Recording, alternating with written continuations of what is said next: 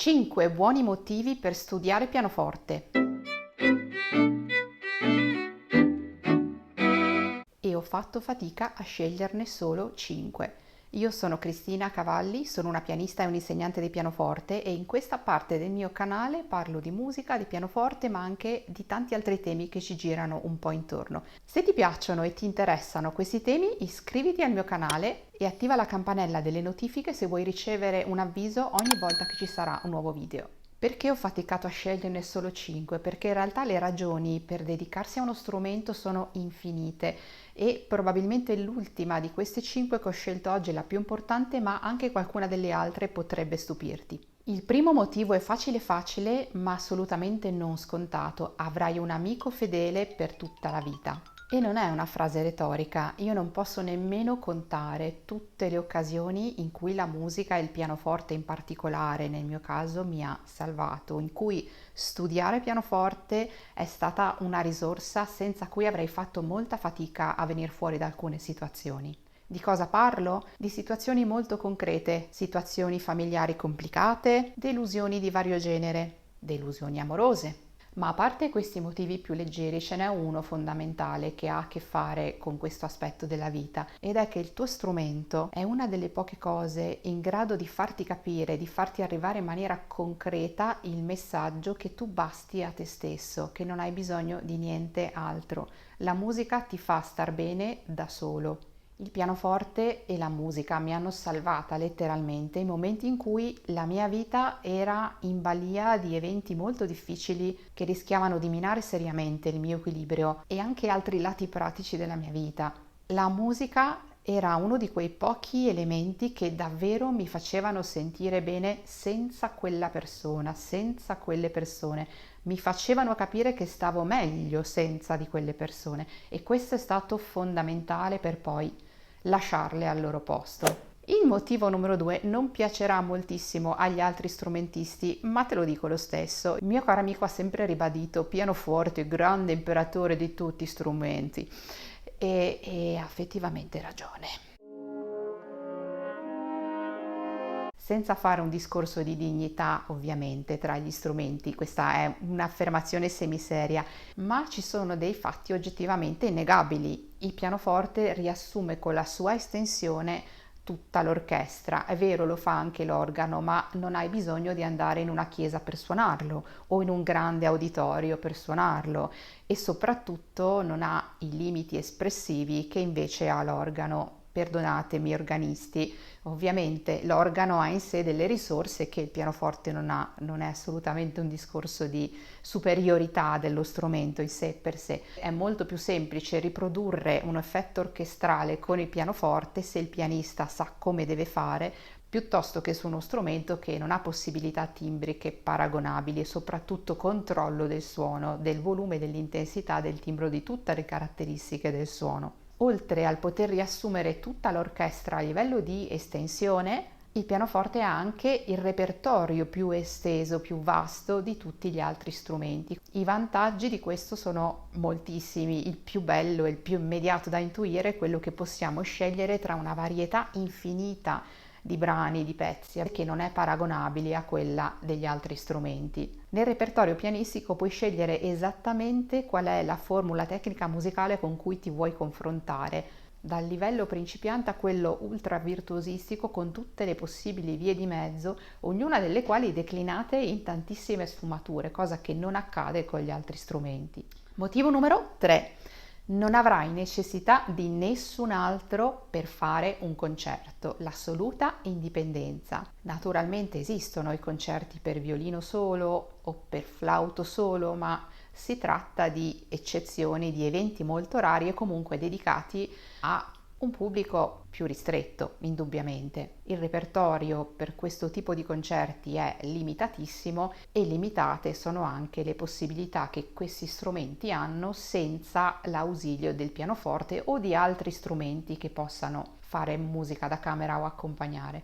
Il pianoforte è lo strumento più indipendente di tutti, non hai bisogno di nessun altro. Questa non è autarchia musicale, ma è anche necessità a volte. per esempio, se per un certo concerto c'è a disposizione un budget limitato, non dovrai dividerlo con nessun altro, potrai offrire un concerto comunque senza avere bisogno di dividere quantomeno in due il cachet. Ovviamente mi auguro sempre che ci sia un buon budget a disposizione e ci sia un equo compenso per tutti. Detto questo, chi mi conosce sa che io sono una camerista convinta e a volte ho addirittura scelto di suonare da sola per ripiego, nel senso che avrei voluto invece proporre cose cameristiche che non erano fattibili. Io adoro la musica da camera, se vuoi sapere i motivi qui ti lascio un video in cui ho spiegato i tanti motivi per cui lo faccio.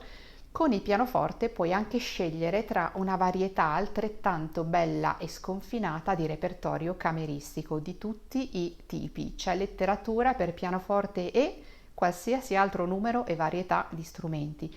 Il repertorio è meraviglioso, non pensare assolutamente che dedicarsi a musica da camera sia in qualche modo una scelta di serie B, perché se non hai lavorato eccellentemente sulle tue qualità come solista, non potrai assolutamente gestire come si deve questa esperienza, ma è un'esperienza che regala cose meravigliose. Il pianoforte ti lascia aperta la possibilità di scegliere sempre e in qualsiasi caso.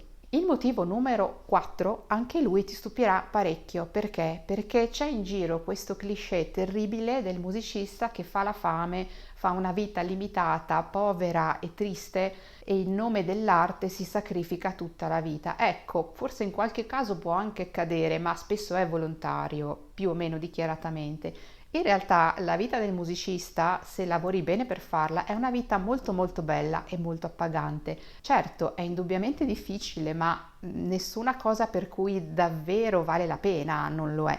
Io amo incredibilmente viaggiare, forse è l'unica passione che ho allo stesso livello di quella per la musica. Penso addirittura qualche volta di aver suonato per viaggiare piuttosto che non il contrario, a seconda delle occasioni e delle destinazioni ovviamente, ma ad ogni modo la musica mi ha dato modo di vedere posti meravigliosi che non avrei visto magari con la stessa facilità facendo un altro lavoro, certamente. Tante volte, a dire la verità quasi sempre, ho approfittato di viaggi musicali per inserire dei momenti di viaggio personale, a volte con qualcuno, a volte in solitaria, ma ho cercato sempre di approfittare dell'occasione. Qualche esempio: questo è un gran peccato perché la Cina in realtà non l'ho potuta vedere bene nonostante 21 giorni passati in territorio cinese. È stata una di quelle poche occasioni in cui ho visto un sacco di teatri, un sacco di aerei, un sacco di hotel e di ristoranti e ben poco dal punto di vista paesaggistico e della conoscenza del paese, ma qualcosa ho visto,